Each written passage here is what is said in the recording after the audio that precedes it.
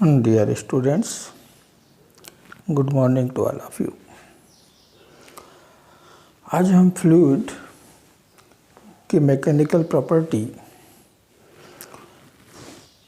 में हम देखेंगे कि एनर्जी कितनी होती है एक फ्लूइड की। तो फ्लूइड के पास तीन तरह की एनर्जी होती है। There are three types of energy possessed by a fluid. मान लीजिए कि एक फ्लूइड है जो कि फ्लो हो रहा है, मोशन में है, तो due to this motion it has kinetic energy. Kinetic energy होगा। मान लो कि फ्लूइड जो है कुछ हाइट पर है तो उसके पास पोटेंशियल एनर्जी भी होगा। और फ्लूइड के पास एक और एनर्जी होती है जो कि सॉलिड के पास नहीं होता, and this energy is called pressure energy. तो ये तीनों एनर्जी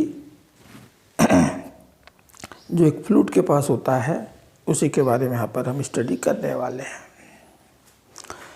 तो पहले लेते हैं kinetic energy.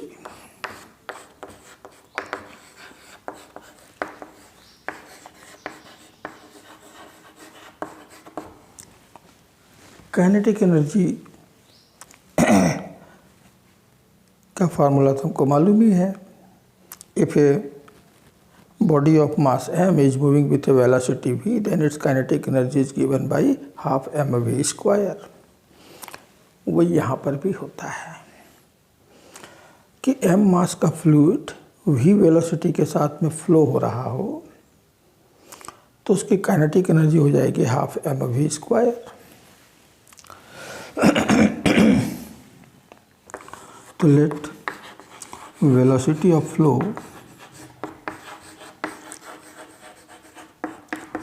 Is equal to ही, then kinetic energy of m mass of liquid m mass of fluid. हम m मास का फ्लूइड यदि कंसिडर करें तो उसकी एनर्जी हो जाएगी हाफ mv स्क्वायर। इतनी एनर्जी उसके पास होगी। लेकिन इशू कहती हम यूनिट मास के एनर्जी यदि हम मालूम करें, और ये एनर्जी है तो इसका यूनिट होगा जूल। तो यूनिट मास का कितना होगा?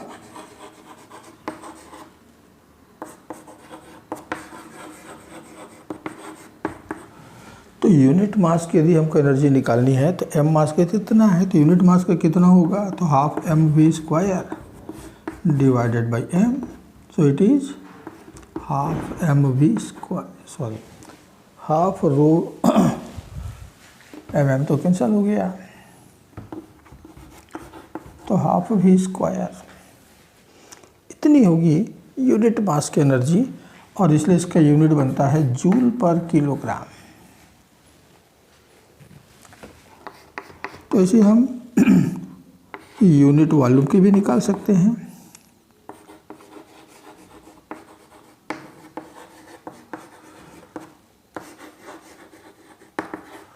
यूनिट वॉल्यूम, तो यूनिट वॉल्यूम की जो मास होती है, यूनिट वॉल्यूम का जो मास होता है उसे तो हम डेंसिटी कहते हैं। रो क्या है? मास है। किसका? यूनिट वॉल्यूम का। तो जो हम मास लिए हुए हैं m, इसकी जगह में हम यूनिट मास का यूनिट वॉल्यूम का मास रखेंगे, और यूनिट वॉल्यूम का मास हो जाता है रो, तो m की जगह रो होगा। Rho is density of the fluid. अब ये यूनिट वॉल्यूम की एनर्जी है, therefore its unit is joule per cubic metre. तो एक बहते हुए फ्लूइड का जो काइनेटिक एनर्जी है वो जनरली यूनिट मास के दिया जाता है या फिर यूनिट वॉल्यूम का लिया जाता है। अब एक नदी में पानी बह रहा है तो हम पूरे पानी का तो काइनेटिक एनर्जी कैलकुलेट नहीं कर पाएंगे, तो क्या करते हैं, या तो यूनिट वॉल्यूम का निकाल देते हैं या फिर यूनिट मास का निकाल देते हैं। तो ये हो गया kinetic energy of A fluid. ठीक, बिल्कुल ऐसे इसके पास होते हैं पोटेंशियल एनर्जी भी।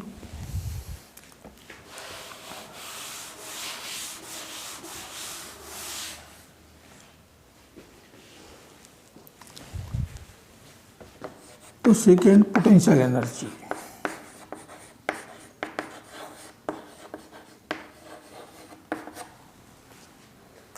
तो पोटेंशियल एनर्जी डिपेंड करता है कि किस हाइट पर फ्लूइड जो है वो रखा गया है, फ्लो हो रहा है। तो लेट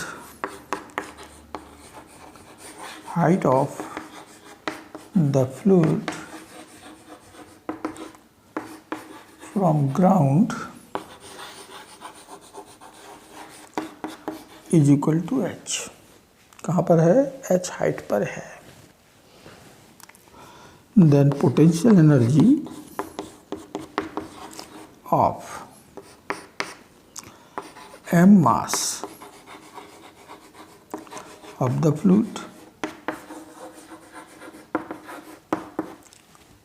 यदि फ्लूइड का m मास ऊपर रखा हुआ है तो कितनी उसके पास पोटेंशियल एनर्जी होगी? तो ये होगा mgh।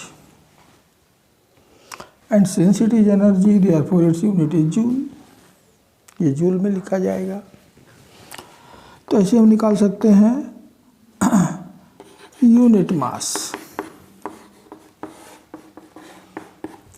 यूनिट मास का कितना होगा? तो मास m की जगह 1 रख देंगे, ऐसा भी निकाल सकते हैं आप। तो मास m की जगह 1 रखा तो कितना हो गया? gh इन जूल पर किलोग्राम। यूनिट पे ध्यान देना है, ठीक। और इसी तरह से हम ऑफ यूनिट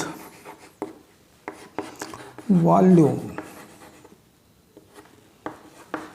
द फ्लूइड, तो मास m की जगह हमें अब यूनिट वॉल्यूम का मास रखना होगा। और यूनिट वॉल्यूम का मास यानी कि डेंसिटी, और डेंसिटी हम रिप्रेजेंट कर रहे हैं रो से, तो मिल गया रो जी एच। यूनिट भी चेंज हो गया, जूल पर क्यूबिक मीटर। तो जूल पर क्यूबिक मीटर में इस एनर्जी को दिखलाते हैं। तो ये हुआ potential energy of a liquid. एक लिक्विड के पास ये एनर्जी भी हो सकती है,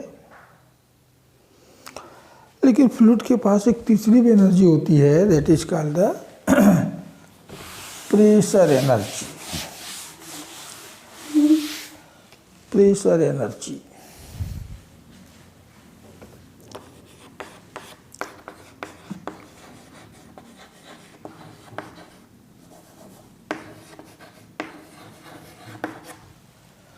तो प्रेशर एनर्जी क्या है? तो हमको मालूम है कि फ्लूइड जो है वो प्रेशर अप्लाई करते हैं। लिक्विड कॉलम का प्रेशर आपने पढ़ा कि एच हाइट का लिक्विड कॉलम कहीं खड़ा हो तो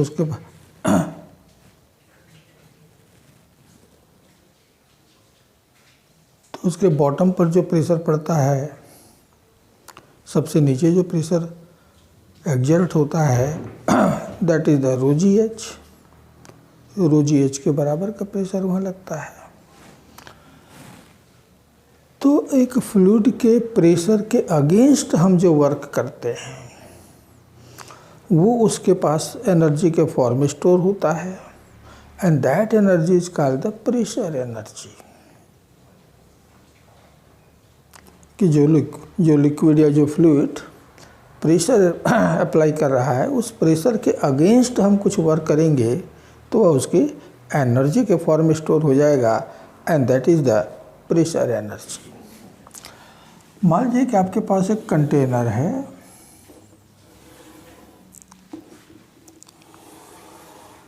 which is connected to a pipe.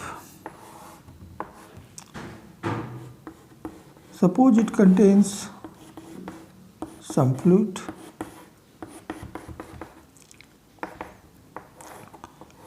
which is stopped with the help of a piston. इस फ्लूइड को बाहर निकलने से हमने एक पिस्टन से रोक रखा है। इसका क्रॉस सेक्शनल एरिया मान लीजिए ए के बराबर है। क्रॉस सेक्शनल एरिया मान लीजिए ए के बराबर है और लिक्विड का प्रेशर जो पड़ रहा है वो suppose it is P. Piston पर लिक्विड ने जो प्रेशर अप्लाई कर रखा है वो पी है। तो यदि हम पिस्टन को यहीं पर रखना चाहें then we must apply the same pressure in opposite side. हमको भी उतना ही प्रेशर लगा के उसको रोक के रखना पड़ेगा, राइट। अब हमने क्या किया, इस पिस्टन को धीरे धीरे बिना किसी एक्सेलरेशन के धीरे धीरे हम इसको यहाँ तक लेके आ गए, यहाँ तक लेकर आ गए। मान लीजिए कि हमने उसको dx से डिस्प्लेस किया, हमने उसको dx डिस्टेंस से डिस्प्लेस किया, तो क्या होगा, इतने वॉल्यूम का लिक्विड जो है वो कंटेनर में और आ जाएगा। याद रखना कि ये जो लिक्विड है वो कंटेनर में नहीं, पाइप में है, which is connected to the container. तो हमने जब पिस्टन को यहाँ से यहाँ डिस्प्लेस किया है तो इतने वॉल्यूम का लिक्विड जो है वो कंटेनर में आ गया। और कैसे आया, अगेंस्ट द प्रेशर। प्रेशर कह रहा था कि उसको बाहर जाओ, लेकिन हमने क्या किया, उसको भीतर कर दिया, यानी अगेंस्ट द प्रेशर हमने उसको कंटेनर के भीतर लाया। तो इस प्रोसेस में आपने जितना वर्क किया, जितना आपको वर्क करना पड़ा है, वो बनेगा उस लिक्विड का प्रेशर एनर्जी। पूरे लिक्विड का नहीं, जितना तुमने भीतर लाया उस लिक्विड का, उतने वॉल्यूम का वो प्रेशर एनर्जी बनेगा, ठीक है ना। तो let density of the liquid, density of the fluid भी कह सकते हैं, suppose it is rho, area of cross section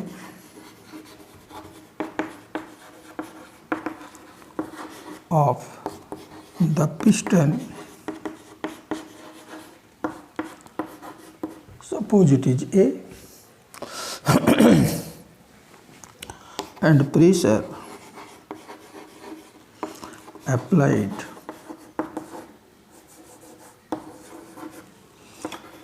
by the liquid or by the fluid on the piston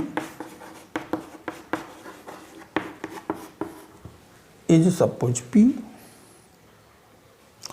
किधर होगा, आउटवर्ड डायरेक्शन में होगा, बाहर फेंकना चाहेगा। To stop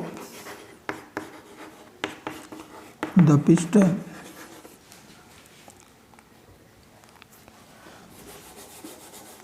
to keep the piston stationery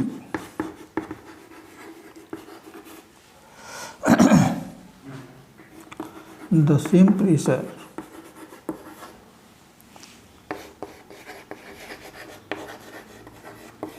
means P is needed in opposite direction.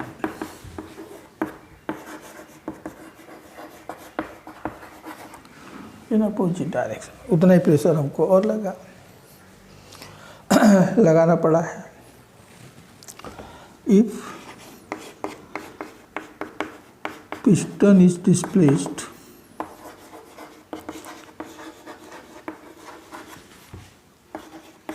by dx as shown in figure,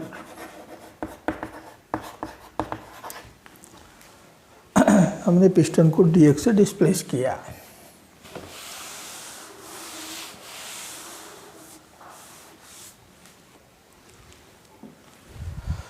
Then work done.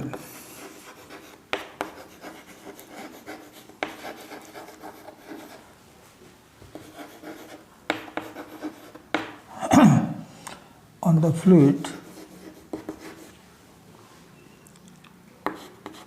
is equal to the force into displacement, इतना work आपने किया है, and force is given by the pressure into area into displacement, since A into dx is equal to volume of the fluid, ये इस fluid का volume के बराबर होगा जो कि कंटेनर के भीतर हम ला रहे हैं। Volume of the fluid which enter in the container against the pressure,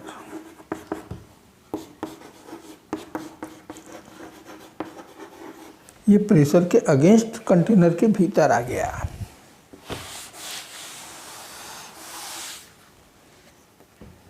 कितना वॉल्यूम आया मान लेते हैं डी, इतना वॉल्यूम भीतर आ गया, and therefore work done is equal to the pressure into volume. A into d x जगह मैंने डी भी रख दिया। इतना प्रेशर इतना वर्क हमने उस लिक्विड को कंटेनर के भीतर डालने में किया है अगेंस्ट द प्रेशर। तो जो वर्क आपने किया वो उसकी एनर्जी बन जाएगी, और ये एनर्जी प्रेशर के कारण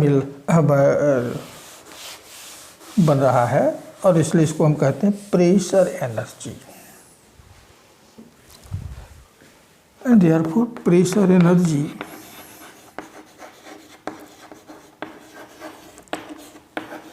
of the fluid of volume dV is equal to P into dV, P into dV। तो dV वॉल्यूम की एनर्जी इतनी मिली।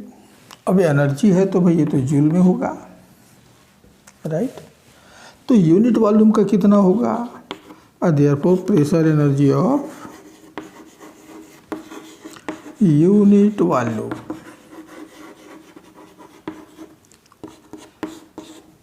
तो it is equal to P. DV volume का पी डीवी, तो यूनिट वॉल्यूम का volume की जगह 1 रखेंगे तो आ जाएगा P in joule per cubic metre.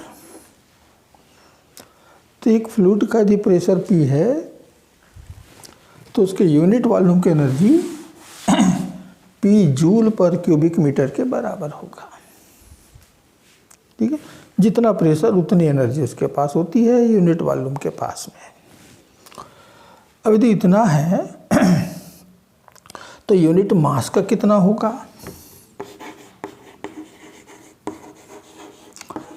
तो pressure energy of unit mass, हमको मालूम है कि यूनिट वॉल्यूम का जो मास होता है वो होता है रो, डेंसिटी के बराबर। तो इसका मतलब है कि रो मास की एनर्जी है, ये रो मास ऑफ फ्लूइड की एनर्जी है। तो रो मास की एनर्जी इतना है पी, तो यूनिट मास का कितना होगा, तो यूनिट मास की जो एनर्जी मिलेगी वो मिलेगा p by rho in joule per kilogram. ये जूल पर किलोग्राम में होगा, p by rho the pressure upon density. तो यूनिट मास की एनर्जी यदि इतनी है प्रेशर एनर्जी, तो एम मास का कितना होगा, and therefore pressure energy of m mass of the fluid. तो एम मास का जो फ्लूइड है तो उसके पास जो प्रेशर एनर्जी होगा, यूनिट मास का इतना है पी अपॉन रो, तो एम मास का कितना बनेगा m p upon rho and now it is in joule. आप यहाँ से भी निकाल सकते हो, volume is equal to mass upon density, volume is equal to mass upon density. और इसलिए एम मास की जो एनर्जी होगी वो m p upon rho joule के बराबर होगा। कभी कभी कॉम्पिटिटिव एग्जाम्स वगैरह में इसका डायमेंशनल फार्मूला भी पूछा गया है कि इसका डायमेंशनल फार्मूला क्या होगा इतने का। तो इसका डायमेंशनल फार्मूला किसके बराबर होगा, एनर्जी के समान ml² T-2, ठीक है ना। या फिर ये क्या रिप्रेजेंट करता है, किस क्वांटिटी को रिप्रेजेंट करता है, तो ये एनर्जी को रिप्रेजेंट करता है, ठीक है। तो बच्चों ये है pressure energy of A fluid. It is nothing, it is the work done against the pressure on the fluid, जो कि इतने के बराबर होता है, ठीक। तो फिर एक फ्लूइड के पास टोटल एनर्जी कितनी होगी, तो कितनी तरह की एनर्जी हो गए, 3 तरह की एनर्जी हो गए उसके पास। तो टोटल एनर्जी कितनी होगी, तो total energy of fluid it is equal to the kinetic energy plus potential energy plus pressure energy.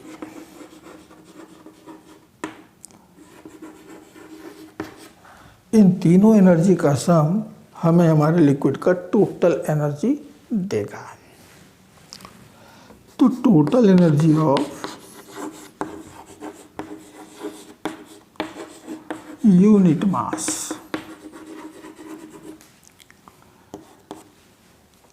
तो काइनेटिक एनर्जी होता है ½ v²,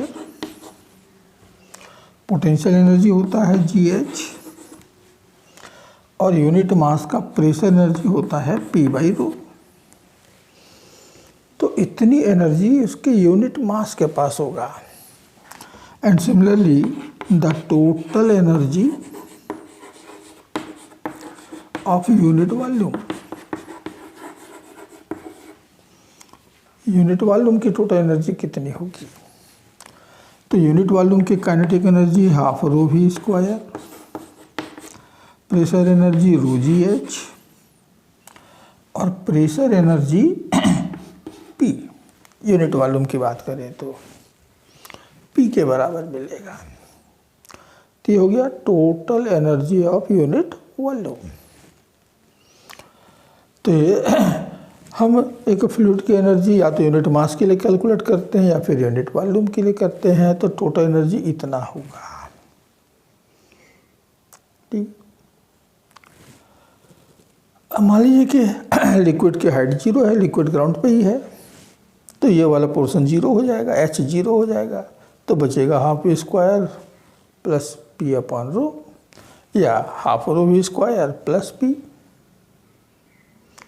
तो अपने को सिचुएशन देखनी है कि किस पोजीशन पे रखा हुआ है, ठीक है। तो टोटल एनर्जी एक फ्लूइड का इतने के बराबर मिलता है, ओके। तो बच्चों आज के वीडियो में बस इतना ही बतलाना था, the energy of A fluid. यहाँ पर एक और अलग एनर्जी आ जाती है, वो है pressure energy, besides the kinetic and potential energy. तो जब भी हम एक फ्लूइड की एनर्जी कैलकुलेट करेंगे तो हमें तीनों एनर्जी कैलकुलेट करना पड़ेगा, ठीक।